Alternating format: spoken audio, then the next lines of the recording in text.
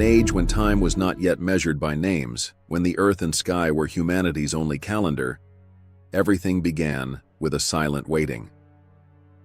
In the unrecorded pages of history, humanity's first breath was no different from a rustle heard among the dry grasses of the savannah. This is the story of neither a king nor an explorer, but of a being simply trying to survive, the first human on Earth. For them, the world was neither a place to be conquered nor a mystery to be understood. It was merely a cycle that was lived, breathed, and begun anew each day. The sun had not yet painted the horizon crimson. The sky was slowly evolving from the deep indigo of night toward the pale gray of day. The earth was cool and moist. The dew that had fallen during the night was scattered like tiny diamonds upon the sparse grasses and thorny bushes. In a temporary shelter, perhaps beneath a great rock hollow or under the thick leaves of an acacia tree, on the earthen ground, a body stirred. This was that first human. When they opened their eyes, the first thing they saw was a pale sky where the stars had not yet completely disappeared. Their body ached from the hardness of the cold earth. There was no hide or woven fabric to protect them. Only their own skin felt the first touches of wind and coolness. Awakening came not with thought, but with instinct. Hunger announced itself with a slight ache in the stomach. Thirst dried the tongue and palate. The sense of danger was part of senses that were always on alert. The ears constantly worked to catch the slightest crackle, an animal sound coming from afar. The scent in the nose was not just the smell of earth and damp plants. It also carried faint breezes that could be traces of a predator left over from the night, or a harbinger of a nearby water pool. They slowly straightened up. Muscles were tense. They looked around carefully. The others sleeping with them, members of the small clan, were still in deep sleep. A few bodies huddled together trying to protect themselves from the night's cold. This silent moment was one of the safest times of day. The large predators had generally withdrawn to rest. The liveliness of daylight had not yet begun. But this sense of security was deceptive, and they knew it. Survival meant an uninterrupted struggle that would begin after this brief moment of calm. They stood up, bare feet pressing against the cool earth. The body had been shaped to survive in a harsh geography. Long legs, a durable structure. Eyes constantly scanning the surroundings, thoughts were far from the complex mental structure of today's modern human. There were no plans, goals, or future anxieties. There was only the moment. Now they needed to find water, then food, and most importantly, to end the day alive. They looked at the horizon. The first rays of the sun were beginning to define the silhouettes of acacia trees. A new day was beginning with its unknowns. For them, this was life itself. Neither a beginning nor an end. Just an ongoing existence that breathed in and out. Thirst was a more urgent call than hunger. Every cell of the body needed that life-giving clear liquid. When the sun began to rise, the other members of the clan had also woken up one by one. There were no words among them. Perhaps just a few murmurs, a glance, a gesture. But everyone knew what needed to be done. Go to water. This was the first and most important task of the day. The journey did not follow a path known by heart. Every day they needed to read anew the signs of where water could be found. The small pond where they drank water yesterday might have evaporated. Drought was a constant threat to these lands. They walked in the front ranks of the group. Their eyes were on the ground. They were looking for animal tracks left in dried mud. The tracks of certain animals meant that water was near. The hoofprints of antelopes and zebras were the footprints of hope. Their ears were focused on the chirping of certain birds. Some birds built their nests near water. Their chirping was the most reliable guide. The air was getting warmer. The sun's rays were beginning to burn their bare shoulders. Sweat trickled down their body, increasing their thirst even more. The ground they walked on was hard and cracked. Every now and then they caught on a thorny bush. A thin scratch formed on their leg. But the pain was an insignificant detail for the moment. Their mind was locked on a single goal: water. After a while, the scent in the air began to change. A faint dampness, a smell of decay mixed with the scent of dry earth and dust. This was the smell of water. They quickened their pace. When they cleared a low hill, they saw the view: a small, muddy water pool. Around it were several small animals that had come to drink water. But the water's edge was always the center of danger too. Large predators would lie in ambush here, knowing the vulnerability of their prey in their moment of thirst. Therefore, they were extremely careful as they approached. They hid in the bushes and observed the surroundings for a long time. Any movement, any abnormal silence could be a sign of danger. There was no sign of lions or hyenas around. The group slowly and quietly approached the water. They knelt on their knees and brought the muddy water to their mouth by cupping their hands together. The water tasted earthy. It wasn't very cool, but it was life. They drank their fill. The coolness spreading through their body took away all their fatigue, all their tension. The others also drank water in turn. The children played at the water's edge. This was the first victory of the day, but they couldn't stay here too long. They were vulnerable. They had no water containers or vessels. They couldn't carry water with them. So when thirst raised its head again during the day, they would have to make this dangerous journey again. Water was both the source of life and the trap of death, and they lived facing this dilemma every day. The struggle for survival was possible not only with physical strength, but also with the use of intelligence and tools. The hands of that first human were not just for gathering and carrying, but also for creating. Their tools consisted of simple materials that nature offered them: stone, bone, and wood. But this simplicity concealed genius. In the later hours of the day, while part of the clan dispersed to search for food, they and a few others had found a suitable place for tool making. This was usually an area where a hard and grainy type of rock, for example flint, could be found. In their hand, they held a round river stone that fit perfectly in their palm. This was the hammer stone. In front of them stood a larger, angular flint stone. Their aim was to break off a sharp-edged flake from this large stone. This flake would be used as a knife, a scraper, or a cutter. This work required patience and knowledge. It was an art they had learned by watching their father or the elders of the clan. They had to understand the structure of the stone, strike at the right angle with the right force. They squinted their eyes, focused on the targeted point. They raised the hammer stone and struck the flint with a controlled movement. A sharp sound rang out, and a small piece flew off from the stone. But it wasn't a sharp flake as they wanted. They tried again. They changed the strike angle slightly. This time a larger flake broke off about the size of a palm, with edges as sharp as a razor. This simple stone piece they held in their hand was a symbol of civilization for them. With this tool they could skin an animal's hide, tear its meat, sharpen the end of a stick to make a spear, or more easily extract edible roots from the earth. This stone gave them power where their nails and teeth fell short. Tool-making was also an act of foresight. They were shaping that stone thinking of cutting the meat of an animal not yet hunted, digging a root not yet found. This was a mental leap. Not just living in the moment, but foreseeing a future need and preparing for it. They turned the flake they had made in their hand. They carefully felt the sharp edge with their thumb. Perfect. They bent down to the ground and picked up a dry branch that had fallen from a nearby tree. With the sharp edge of the stone, they began to peel the bark off the branch. The fibers separated easily. This simple action was a demonstration of the dominion they established over nature. They were no longer a passive victim of their environment, but an active agent who could shape it according to their needs. They put the several tools they made perhaps into a simple pouch made of hide, or just carried them with them. These tools were their most valuable possessions. Without them, their chance of survival in the harsh conditions of the savannah would be much less. The spirit of the stone had transformed into a will to survive in their hands. Hunting was a risky endeavor that didn't always yield results. The foundation of the clan's nutrition consisted of gathering done patiently every day. The earth offered a generous table for careful eyes. Women, children, and men not on the hunt spent a large part of the day on this work. They were one of them. In their hand was a digging stick whose tip they had sharpened the day before and hardened in the fire. Their eyes carefully scanned the earth. They knew exactly what they were looking for.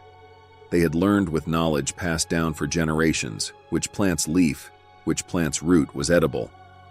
They knew how to distinguish the poisonous from the nutritious. This knowledge was vital. A wrong plant could lead to illness or death. They stopped at the base of a bush. The shape of its leaves belonged to the plant they were looking for. With the digging stick, they began to carefully loosen the soil around the plant. The earth was hard and dry. This was work that required strength. After a while, the tip of the stick hit something hard. There it was. Digging the soil with their hands, They extracted a starchy, tuberous root. This was the first bounty of the day. They put it perhaps into a simple bag made from a large leaf or animal hide. The search continued. Not only roots, but also fruits, nuts, insects, and small animals were part of the menu. They noticed wild figs ripening on the branches of a tree. They climbed and plucked a few. The taste was sweet and watery. This was a small luxury in this harsh life. They looked under a stone on the ground. There were several large ants and their larvae, a protein-rich morsel. Without hesitation, they collected them too. This lifestyle required being in deep harmony with the environment. They had to know which plant bore fruit in which season, which mushrooms appeared after rain, which insects were edible. Nature for them was both a home and a pantry. But this pantry didn't give up its secrets easily. It required knowledge, experience, and attention. The other members of the clan had also scattered around, gathering what they found. Every now and then, they would call to each other to announce they had found a good source. This was a collective effort. What everyone gathered would be shared at the common fire at the end of the day. Toward sunset, they returned to their temporary camp with their gatherings. The bags were full. Various roots, fruits, nuts, and a few lizards. This might not be as filling as a large hunt would bring, but it was reliable. The earth offered them something every day. This was insurance against the uncertainty of the hunt. They took one of the roots they had collected in their hand. They cleaned its dust, its earth. This simple food was enabling them and their clan to survive. The generosity of the earth was the fundamental pillar of their existence. Night on the savannah meant a completely different world. The familiar landscape of daylight took on an eerie quality under the cover of darkness. Shadows lengthened. Sounds took on different meanings. Night was the time of the great predators. The roar of lions, the ominous laughter of hyenas were threats coming from within the darkness that could approach at any moment. Against this dark and dangerous world, that first human's greatest ally was fire. They didn't yet know how to create fire. They stole it from nature. When they found fire, perhaps from a dry tree ignited by a lightning strike or from an ember left from volcanic activity, they guarded it like treasure. One of the clan's most important duties was to keep the fire alive. This duty could be called the guardians of fire. During the day, a member of the clan would carry a slowly burning large branch or a mushroom filled with embers. When the campsite was moved, they would take the fire with them too. When night came, the fire lit in the center of camp became the center of life. A circle of safety formed around the fire. Its light kept predatory animals at bay. Animals instinctively feared the flames. The crackling of the fire was like a lullaby that drowned out the frightening sounds of night. They sat at the edge of the fire. They watched the dance of the flames. The warmth of the fire heated their body in the cooling air. They had buried the roots they gathered during the day in the ashes at the edge of the fire. Cooking made food more digestible and tasty. The roots had softened, their starch had turned to sugar. This was not just a form of nutrition, but also a cultural revolution. Fire didn't just provide physical protection and warmth, it was also a social center. Members of the clan would gather around the fire to shed the day's fatigue. Here they would tell each other what they had experienced during the day with gestures and murmurs.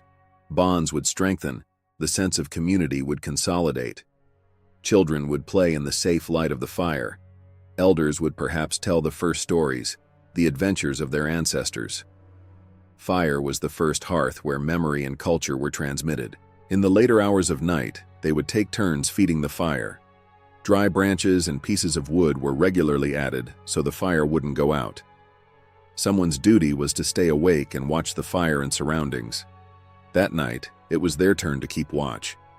In their hand a sharp-tipped spear, they sat at the edge of the area illuminated by the fire. Their eyes were fixed on the darkness. Every now and then, a pair of eyes glowing in the darkness would appear and disappear. It could be a hyena or a jackal, but they didn't dare approach the fire. Fire was their invisible shield. Keeping that flame alive until morning was not just a duty, it meant protecting the entire clan's life. They were the guardian of fire, and that fire was the first light of hope that humanity would carry into the future. While gathering filled the stomach, the rich protein and fat that meat provided were indispensable for the clan's health and energy. Hunting was a dangerous art requiring patience, intelligence, cooperation, and courage. That day was a hunting day. They and a few adult males of the clan had set out at dawn. With them were wooden spears with sharpened tips and sharp-edged stone tools. Their target was not a large and dangerous prey. Hunting a bison or mammoth was nearly impossible for their technology and numbers. They were targeting a medium-sized animal that was old, sick, or separated from the herd. They walked for hours. Their eyes constantly scanned the terrain. They found the trail of a herd of animals. Fresh droppings and hoofprints on the ground showed that a herd of antelopes was nearby. Quietly, and taking the wind against them, they began to advance. They didn't want their scent to reach the animals. Hiding behind bushes and rocks, they slowly approached the herd. After a while, they saw them. A grazing herd of antelopes, calm and peaceful. But the hunters waited patiently. They were looking for the right moment. An old male antelope limping slightly in the herd caught their attention. It was moving a bit slower than the others. That would be the target. This wasn't cruelty. It was the law of nature. The weak would become prey for the strong. Their leader gave a signal. The hunters began to slowly and carefully form a circle around the target from different directions. The plan was to separate the animal from the herd and catch it by tiring it out. This was the persistence hunting technique. The human body's ability to run long distances by sweating and without tiring was superior to many four-legged animals. Suddenly, one of the hunters showed himself and shouted. The herd scattered in panic. But the hunters didn't concern themselves with the other animals. They only pursued the old antelope they had targeted. The antelope initially fled quickly, but the hunters didn't give up. They began to follow it at a calm and steady pace. A chase lasting hours began. The sun was overhead, and the heat was unbearable. The antelope was very fast over short distances, but couldn't run for long. Its body was overheating. The hunters, however, could balance their body temperature by sweating. When the animal began to slow down, the hunters got even closer to it. They entered spear-throwing distance. The first spear lodged in the animal's flank. The antelope jumped in pain but continued to run, but now it was even slower. The other spears also found their mark. Finally, the exhausted animal collapsed to the ground. The hunters cautiously approached it. They knew the animal could still be dangerous. After delivering the final blow, they gathered around the prey. It was a great victory, but there was no time for celebration. Hyenas and other scavengers that smelled the scent would come before long. They quickly got to work. With their stone tools, they skinned the animal's hide. They divided the meat into pieces. They separated the most valuable parts, the internal organs and fat. They took as much meat as they could carry and quickly set off toward the campsite. This meat meant a feast for the clan that would last for days. This was not just a meal, but a great victory won in the struggle for survival. Their patience, cooperation, and endurance had offered them one of the Earth's most precious gifts. In the savannah, they were hunters, but at the same time they were prey. The savannah was home not only to herbivores and the humans pursuing them, but also to much larger and more powerful predators. That first human was not at the top of the food chain. Being alert at all times was the fundamental rule of survival. Danger came in many different forms. The most obvious were the big cats. Saber-toothed tigers, giant lions could silently approach the camp at night, or lie in ambush in the tall grasses during the day. Their presence was understood not just by a roar heard from afar, but also by the tracks they left. Giant paw prints on the ground, scratch marks on a tree trunk, or remnants of another animal's carcass were proof that these large predators were in the area. They knew how to read these signs. They could tell how safe an area was by looking at these silent clues.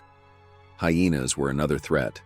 Though cowardly alone, in packs they could be extremely dangerous and bold, especially at night when the firelight weakened, or they could attack a small group returning from the hunt. Their nerve-wracking laughter was among the most feared sounds of night. Danger wasn't just on land. At river edges, giant crocodiles waited for their prey in shallow waters. A vital action like drinking water could turn into a deadly trap at any moment.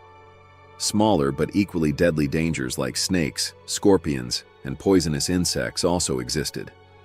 A moment's inattention could result in a poisonous bite. Their greatest weapons against these threats were awareness and moving as a group. They never wandered alone. Even during the day, there would always be someone watching the surroundings. Observing the surroundings from the top of a high rock or tree allowed them to notice an approaching danger in advance. Fire was their greatest protector at night, but during the day, their best defense was their intelligence and cooperation. Once they had noticed a leopard approaching the camp. The animal was hidden in the bushes, probably watching one of the children playing. The lookout silently signaled the situation to the others. Panicking could provoke the animal to attack. Instead, they slowly gathered together. The men took their spears and stones and built a wall between themselves and the leopard. Then all together they began to shout, beat their sticks on the ground, and make themselves appear larger and more numerous than they were. This organized noise and threatening posture frightened the leopard.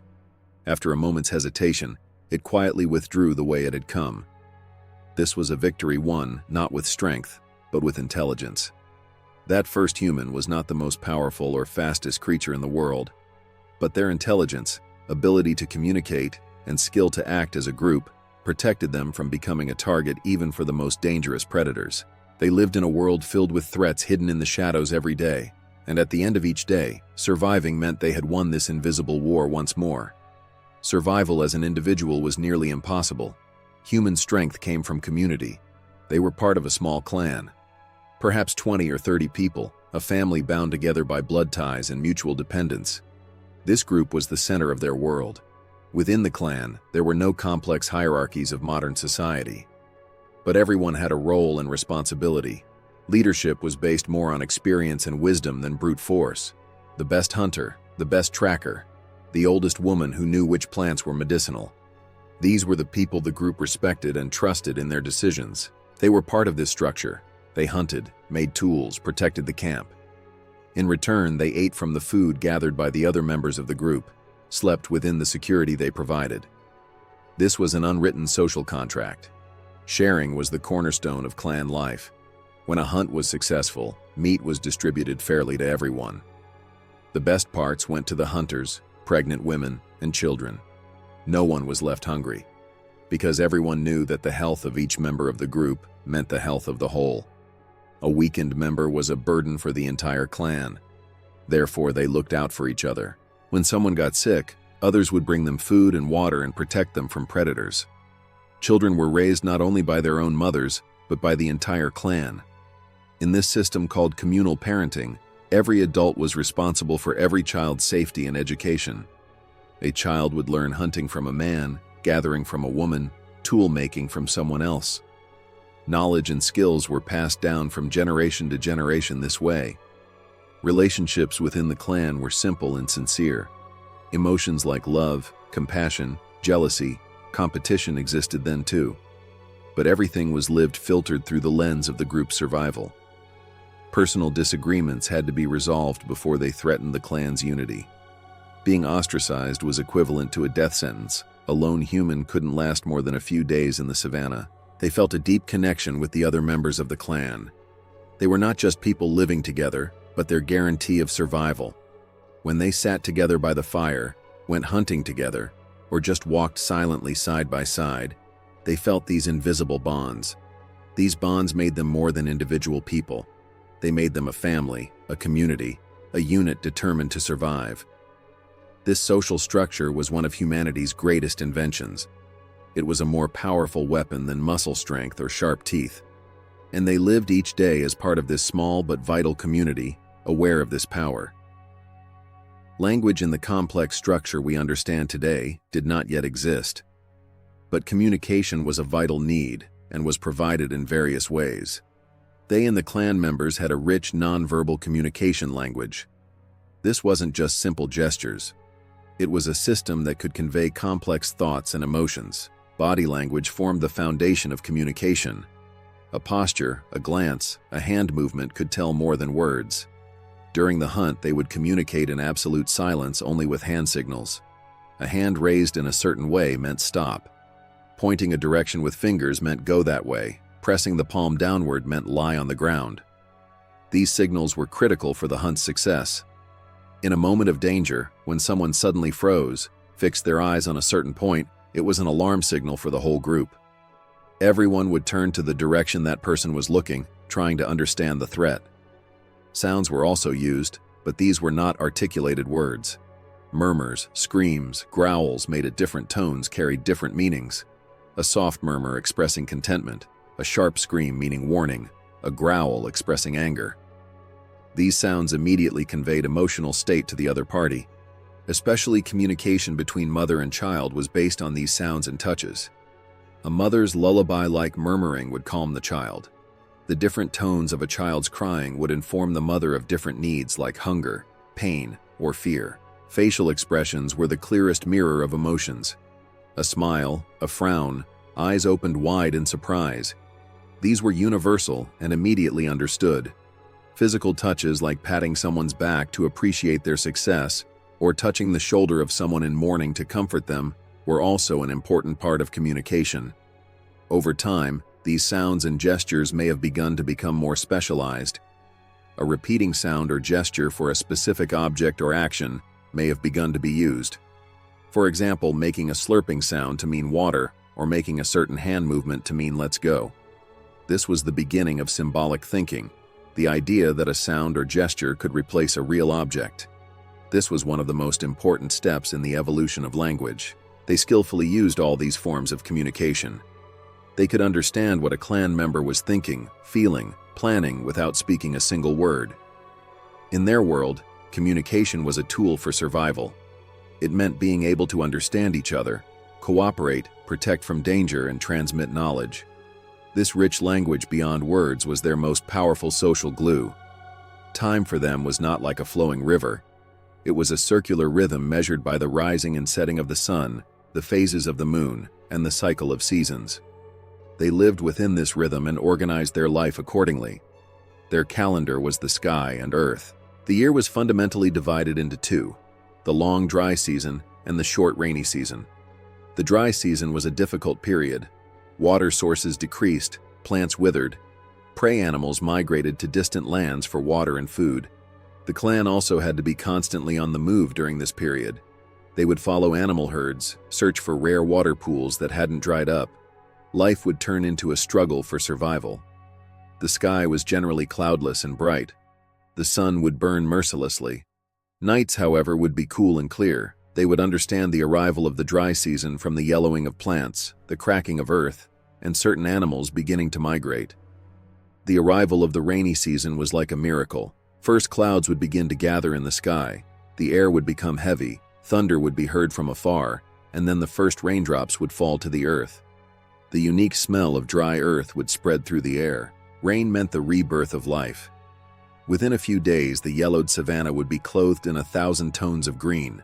Rivers and ponds would fill with water again. Plants would sprout, trees would bear fruit. Migrated animal herds would return. For the clan, it was a time of abundance and prosperity. Finding food would become easier. Life would become somewhat easier. During this period, they could stay in the same place for longer. They had internalized this cycle. They knew which tree bore fruit in which season, which edible mushrooms appeared after rain, where water could be found in drought.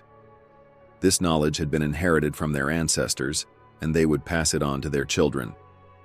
The cycle of the moon was also important. On full moon nights, the surroundings would be brighter. This was an advantage for night travel or to more easily notice predators. During the new moon, pitch darkness would descend, and dangers would increase. The stars in the sky were also signs.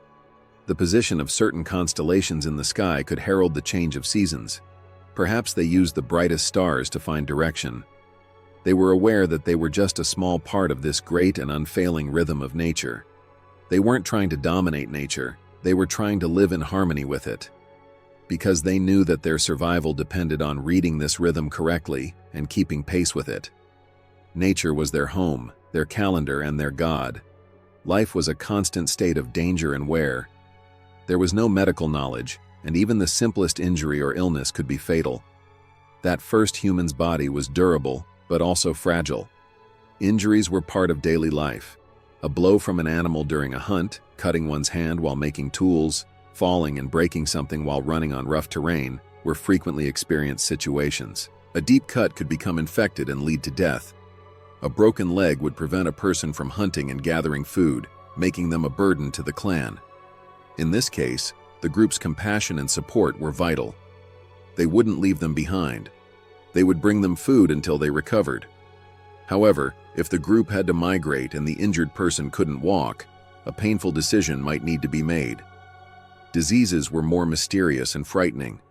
Symptoms like fever, diarrhea, coughing whose source was unknown could quickly weaken the body. Infections from contaminated water or spoiled food were common. An epidemic could cut through the clan's population in a short time.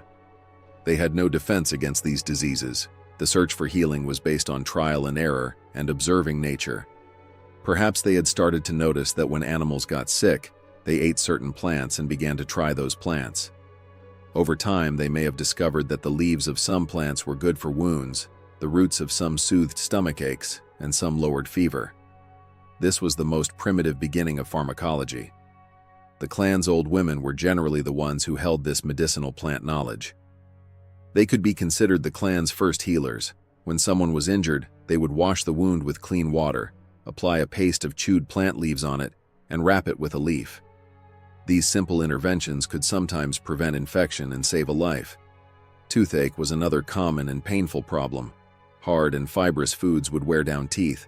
They would cause abscesses and tooth loss. There was very little they could do about this. They recognized the aches and pains in their body. These were part of life. Aging meant the body slowly losing its strength. Vision and hearing would weaken. Joints would start to ache. But old age also meant wisdom and experience. Even if an elderly member could no longer hunt or gather, they were very valuable to the clan. Their memory was the clan's survival guide. That first human was aware of their own body's fragility. Death was a neighbor that could knock on the door at any moment. Therefore, they clung tightly to every day they lived, every meal, every breath. Life was a precious and temporary gift. Curiosity and need were the two fundamental forces that always pushed humanity toward the unknown. They and their clan lived within a certain region. This region was their world. Its boundaries could be determined by a river, a mountain range, or a desert difficult to cross. Within these boundaries, they knew every hill, every valley, every water source. This was the safe and familiar. But sometimes the resources of this familiar world would be depleted. Drought would set in. Prey animals would migrate. If edible plants decreased, the clan would face a difficult decision: stay and risk starvation, or set out on a journey toward the unknown beyond the horizon. Generally, they would choose the latter. This was a dangerous gamble. They didn't know what they would find where they were going. They didn't know if there were water sources, food, shelter, and most importantly, whether there were other human groups.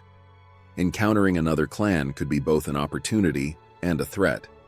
Competition and conflict over resources could begin. Exploration journeys were generally made by a few of the clan's bravest and most experienced members. They were also in one of these pioneer groups. They would walk for days, even weeks. They would discover new lands. They would find their direction by looking at the sun, stars, and geographical markers. They would create a map of the terrain in their minds. These mental maps were among the most valuable information passed down from generation to generation. During these journeys, they would encounter plants and animals they had never seen before. They might find new stone sources, more suitable rocks for making tools. Perhaps they would discover a large and sheltered cave where they could dwell. Every new discovery was a gain that increased the clan's chance of survival. When they looked down at a new valley from a hill, they would feel a mixture of excitement and fear inside. This new landscape meant new hopes. Perhaps in this valley, there was a pasture full of prey animals or a forest full of sweet fruits. But at the same time, it could harbor unknown dangers. This impulse to explore didn't just stem from need, it was also fed by curiosity, inherent in human nature. What's beyond that hill? Where does that river flow? These questions have always pushed humanity forward. Those first humans, thanks to this curiosity and need, slowly spread across the entire planet. They left Africa's savannas and reached Asia's steppes, Europe's forests, and eventually crossed seas to reach other continents. They were just a tiny part of this great migration. Perhaps during their own lifetime, they had only covered an area of a few hundred kilometers. But each step they took was part of humanity's great journey across the earth. The beyond the horizon always stood there as both a promise and a threat, and they never hesitated to answer the call. In the midst of the struggle for survival, a new spark had begun to glow in the human mind. symbolic thinking and art. This was the beginning of a search for deeper meaning and expression that wasn't just about finding food and protecting from danger. They were a witness, and perhaps a part of this revolution. The first forms of art probably began on the body. They may have been painting themselves with pigments obtained from earth, especially red and yellow ochre. This wasn't just ornamentation, but also an expression of identity, part of a ritual or a method providing camouflage on the hunt. Simple necklaces and bracelets made from bird feathers, seashells, or animal teeth were the first personal ornaments. These objects were the first signs of aesthetic concern and the desire to indicate status. However, the most striking artistic expressions began to emerge on the walls of sheltered caves. One day, they and their clan may have taken shelter in a deep cave from a storm. The flickering light of the fire illuminated the indentations and protrusions on the cave walls. Perhaps a protrusion on the wall resembled the back of an animal. This was a moment of association, of inspiration. They or someone else took charcoal from a burned piece of wood or ochre applied to their finger and drew a few lines around that protrusion. Suddenly, that lifeless rock transformed into a bison, a mammoth, or a horse. This was like magic. The ability to transfer the image of a being in the real world onto a two-dimensional surface was the pinnacle of abstract thought. Why were these paintings made? It's impossible to know for certain. Perhaps it was hunting magic. By drawing the picture of the animal they would hunt on the wall, they believed they would gain control over its spirit, and the hunt would be successful. Perhaps it was a method to record important events the clan experienced, a successful hunt, or a migration story. This could be the first written document of history. Or perhaps it was simply the result of the desire to create beauty and express oneself. In the light of fire, these animal figures would appear to move, to dance. The cave had transformed from a shelter into a temple, an art gallery. While making these paintings, they were probably in a kind of trance or ritual state. Perhaps they were murmuring hymns, dancing. This wasn't just an act of making a painting, but also a spiritual experience. When they looked at that shadow on the wall, at those lines, they didn't just see an animal picture. They saw a reflection of their own world, their fears, their hopes, their complex relationship with nature. This was a voice coming from the depths of their mind. Humanity was no longer just a surviving being. It was also an artist who interpreted the world, attributed meaning to it, and expressed this meaning in an aesthetic form. In a world without libraries, books, and writing, knowledge was the most valuable and most fragile treasure. The clan's survival depended on the flawless transmission of the collective knowledge it possessed from generation to generation. This transmission occurred through oral tradition and practical education. The clan's elders were like living encyclopedias. Their minds were filled with invaluable knowledge accumulated through years of experience. Vital information like which plant was poisonous, which was medicinal, where water could be found in the dry season, the habits and tracks of different animals, where the best stones for making tools were, was stored in their memory. In their youth, they had learned this knowledge by carefully listening to and watching the elders. The stories told by the fire were not just for entertainment. These stories told the clan's history, the adventures their ancestors experienced, the mistakes made, and the victories won. A story could convey how they escaped a dangerous predator in a certain region, or how they developed a new hunting technique. This way, each generation would start life learning from the previous one's experiences. Practical education was the other important way of transmitting knowledge. A child would learn how to sharpen the tip of a spear by watching their father or another man of the clan. They would imitate them, try, make mistakes, and develop their skill by receiving feedback from their master. A girl child would go gathering with her mother. She would learn by seeing which roots to dig, which fruits to gather. This was the most primitive form of the master-apprentice relationship. Now, as an experienced member of the clan, they were part of this transmission process. They were showing a young person walking beside them how to read the fresh tracks of an antelope. They told from the depth of the tracks the animal's weight, from the distance between its steps how fast it was moving, from its direction where it was going. This wasn't just reading a track, it was reading a story. The youth listened carefully and observed their every movement. One day when they were too old to hunt, this youth would take their place and pass this knowledge on to the next generation. This unbroken chain ensured the clan's continuity. Transmitting knowledge this way could be slow and sometimes incomplete. The sudden death of an elder could mean the loss of a priceless accumulation of knowledge along with them. Therefore, the learning process continued for a lifetime. Everyone had to share what they knew with others and learn from others. This collective memory was their most powerful survival tool. When they taught the young hunter something, they were actually transferring not just a skill, but a heritage. They were entrusting the survival knowledge humanity had accumulated for thousands of years to the next link. The night sky for them was not just a dark covering, it was also a map, a calendar, and a source of inspiration. In that age, without the pollution created by electric light, the sky was incredibly clear and bright. The Milky Way appeared like a bright river spanning the sky from one end to the other. Thousands of stars shone like diamonds. When they sat by the fire or kept watch at night, they would often raise their head and watch this magnificent view. They didn't know what these lights were. For them, the stars could be fireflies hung in the sky, the eyes of gods, or the spirits of dead ancestors. This was where the first mythologies and belief systems were born.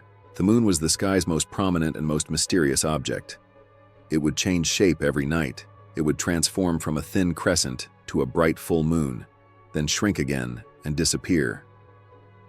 This regular cycle was one of the first units they used to measure time.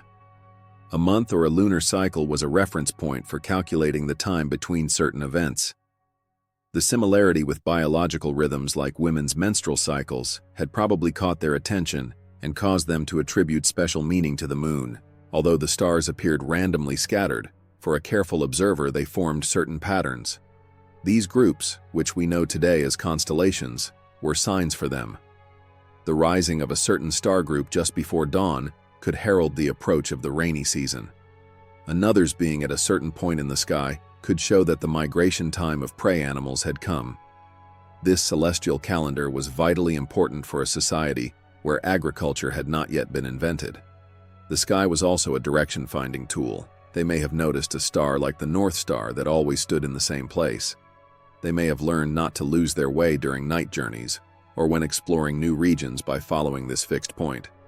Just as the sun's movement in the sky during the day indicated direction, the stars served the same function at night. Every now and then extraordinary events would occur in the sky. The sudden appearance of a comet, a meteor drawing a fiery line and shooting across, or a total solar eclipse suddenly turning day into night, would create great fear and awe. They would interpret these events as messages from supernatural forces, good or bad omens. This was part of the effort to understand the universe and attribute meaning to it. When they looked at the sky, they didn't just see points of light, they saw order, rhythm, and mystery. They felt that their own small and mortal existence was part of this enormous and eternal order. The sky both reminded them how small they were and allowed them to establish a connection with the universe. Those lights were the same lights their descendants would look at thousands of years later. This was a sense of continuity beyond time and space. Death was an inevitable reality of life, and in that world it came much more frequently and unexpectedly. A hunting accident, a predator attack, an illness, or a complication experienced during childbirth could suddenly end a life. They had witnessed the death of many members of the clan. Loss was always painful, but rather than the long and individual mourning of the modern world, it was met with a more practical and social response. The death of a member meant an emptiness for the clan. A hunter, a gatherer, a childcare provider had been lost. This was a loss that directly affected the group's survival capacity. Therefore, the mourning process had to be quick and functional. Life had to go on. However, this didn't mean the dead weren't shown respect. The first rituals and beliefs about death were beginning to sprout during this period. The body of the deceased wasn't just left. They would generally bury them in the depths of a cave, or in a shallow pit they dug in the earth to protect them from scavengers. This wasn't just a hygienic precaution. It was also a demonstration of love and respect felt for the deceased. Sometimes some objects would also be left in the grave beside the deceased. A stone tool they used, a necklace they loved, or a piece of ochre. Could this be the first evidence of a kind of afterlife belief? Perhaps they believed the deceased would need these objects on their journey. Or perhaps it was just a symbolic gesture made to remember them. They stood at the head of a deceased loved one's grave. Other clan members had also gathered around. Perhaps they stood silently. Perhaps they murmured rhythmically. This was their way of saying goodbye. They didn't have complex philosophical thoughts about what death meant. But they understood that something had changed, that the person was no longer physically among them. Perhaps they believed their spirit had passed into a nearby animal, a tree, or a star. This was a belief that provided a sense of continuity that eased the pain of loss. Death also reminded them of their own mortality. They understood how precious and short life was. Therefore, they clung more tightly to the moment they lived, strengthened their community bonds even more. They supported each other more, because they couldn't know who wouldn't be among them the next day. They threw a final handful of earth on the grave. The deceased was no longer a living member of the clan, but part of their memories. But their story would continue to be told by the fire. Their courage on the hunt, their compassion for children, the beautiful tools they made wouldn't be forgotten. This way, that person would continue to live in the clan's collective memory. This was the first and most meaningful form of immortality. The rainy season that brought abundance and prosperity sometimes didn't come. The sky would shine with a stubborn blueness for weeks, months. It wouldn't bring even a single cloud. This was drought, one of the greatest disasters for the savannah. They were witnessing the beginning of this disaster. At first it had seemed like just a delay. But as days chased weeks and weeks chased months, anxiety began to grow. Grasses yellowed and dried and turned to dust. Water pools first transformed into muddy ponds, then into cracked pieces of earth. Riverbeds resembled roads of nothing but dry stones. Animals began to search for water and food in agony. First, the small, weak animals died. Then the large herds began to migrate toward distant lands where there was water and greenery. For the clan, life had become unbearable. Every day they had to walk farther to find water. The water they found was generally dirty and scarce. Edible plants, roots had dried up, fruits had withered on the trees. Prey animals had disappeared. Hunger had begun to knock on the clan's door. Children had become weak, their cries came out more feeble. The faces of adults had sunk, their energy was depleted. Tension within the clan had begun to increase. As food decreased, the spirit of sharing was weakening, giving way to despair and selfishness. This was the community's greatest test. Leaders were discussing what to do. Some were in favor of waiting, believing that rain would come eventually. Others argued that waiting longer would be suicide, that they needed to set out on a migration journey toward the unknown. They listened to these discussions. They knew how risky both choices were. Staying could mean a slow death. Going could mean dying of thirst and hunger on the road or encountering a hostile clan. They looked at the sky. That blue void that once gave life now seemed like an enemy. Perhaps they had done something wrong. Perhaps they had angered the spirits, ancestors, or gods. This thought was an effort to give meaning to their despair. Perhaps they should perform a ritual, make a sacrifice, plead to the sky. This was an expression of humanity's helplessness in the face of nature's merciless indifference. Finally, a decision was made. They would go. They would set out on a journey toward the great river in the north, told in their ancestors' stories. This was their last hope. They began to pack up. There was very little they could take with them. Their tools, a few pieces of dried meat, and most importantly, an ember taken from the fire. This small ember carried the hope of restarting life in a new place. They looked one last time at these lands where they had lived. This was where they were born, grew up, lost their loved ones. But now this place was not a home, but a grave. They turned their backs and began a long and uncertain walk toward hope.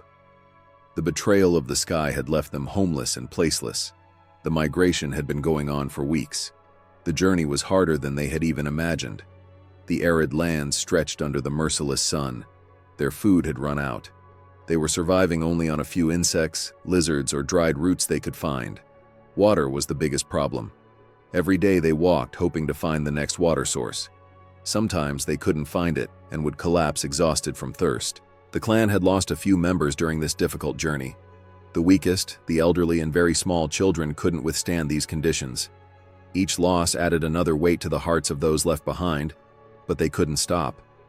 Stopping meant everyone's death. They, like the others, had become emaciated from exhaustion.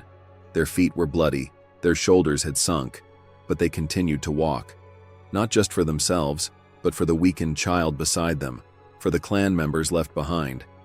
The only thing keeping them on their feet was that great river legend their ancestors told. That river was water that never dried up, that always gave life. Perhaps it was just a dream, but they had to cling to that dream. One morning the air was different. On the horizon a dark line had appeared that they hadn't seen before. This wasn't a mirage. As they approached, the line became more distinct. It was a green line. Trees. They quickened their pace. They had forgotten their fatigue and ran toward that greenery with their last strength, and then they saw it. The great river. Its waters flowed slowly and majestically. Its banks were covered with lush green plants, thick trees. The air carried the smell of water and life. This was a miracle. They all ran toward the river. They threw themselves into the water. They drank their fill. They washed their faces, their bodies. They shed the dust, dirt, and despair that had accumulated for weeks. Laughter and cries of joy mingled. At that moment all the pain was forgotten. Life was beginning again at the river's edge. This place was like paradise. There were fish in the river. Traces of prey animals were seen in the forest. Fruits were ripening on the trees. The clan set up their new camp in a sheltered place near the river. They lit their fires. That night, for the first time in years, they slept with full stomachs and their thirst quenched. They sat at the river's edge watching the flow of water. This water had cleansed not just their bodies, but their spirits. It had made their hopes green again. They had lost much, but they had survived. These new lands could bring new challenges. But for now, the only thing that mattered was this. They were alive, and life, like that great river, continued to flow despite everything. In this place where hope sprouted, they would make a new beginning. The abundance in the new lands had given the clan strength again. Life had settled into a routine. Hunting was successful. Gathering was productive. This environment of stability and security had provided suitable conditions for the continuation of life's most fundamental cycle, birth. One of the clan's young women was pregnant. Her belly was growing every day, carrying the news of a new life inside. This was a source of joy and hope for the entire clan. A new life was coming to replace the lives lost during migration. This was the guarantee of the clan's continuity, its future. Birth didn't occur in a sterile hospital room like in the modern world, but in the midst of nature. When the time of birth approached, the woman would withdraw with the other experienced women of the clan to a sheltered and clean place a little away from camp. Men weren't allowed near this area.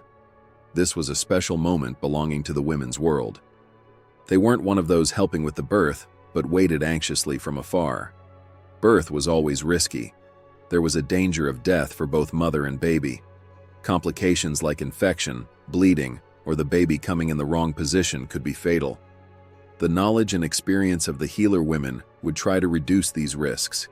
They would use certain plants to ease the birth, massage the mother.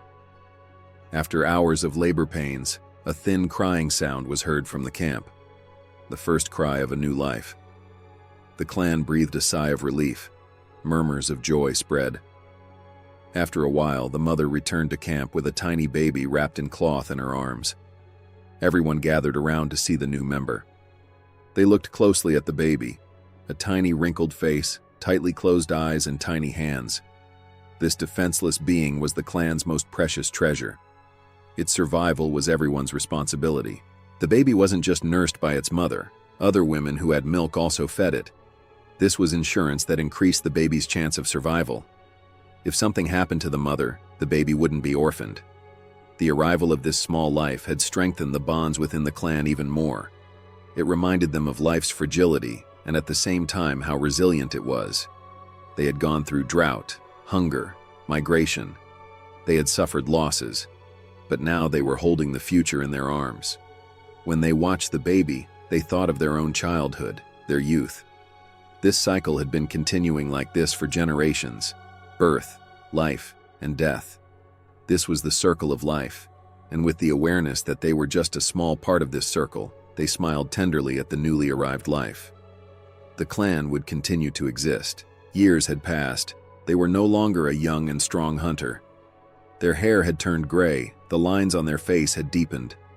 Their body bore the traces of what had been lived. Old wounds, scratches from hunts. Now they couldn't join long hunts, couldn't run fast. But their prestige within the clan hadn't decreased. On the contrary, it had increased.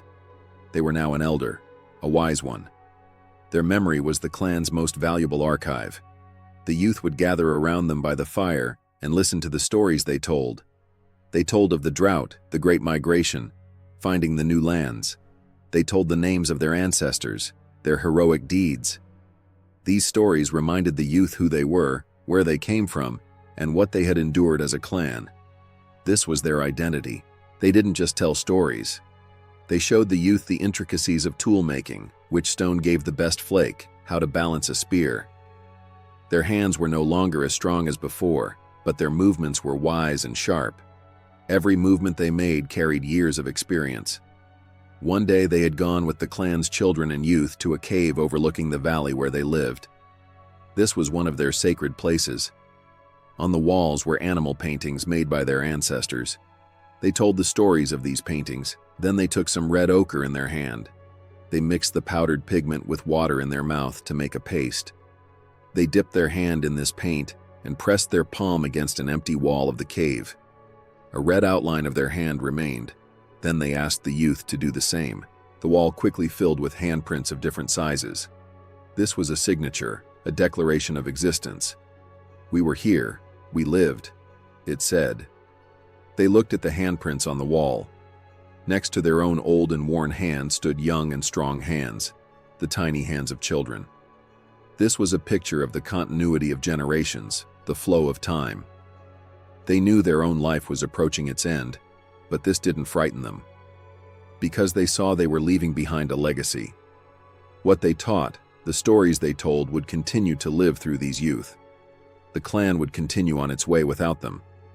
They were a guardian transferring an ember from the fire to the next generation. They had completed their duty. They left the cave and looked at the setting sun. The horizon was painted crimson, just like the ochre in their hand. They were in a calm peace. Their story was not a personal adventure, but part of humanity's endless tale. That first human had survived, and their survival was the beginning of everything that exists today.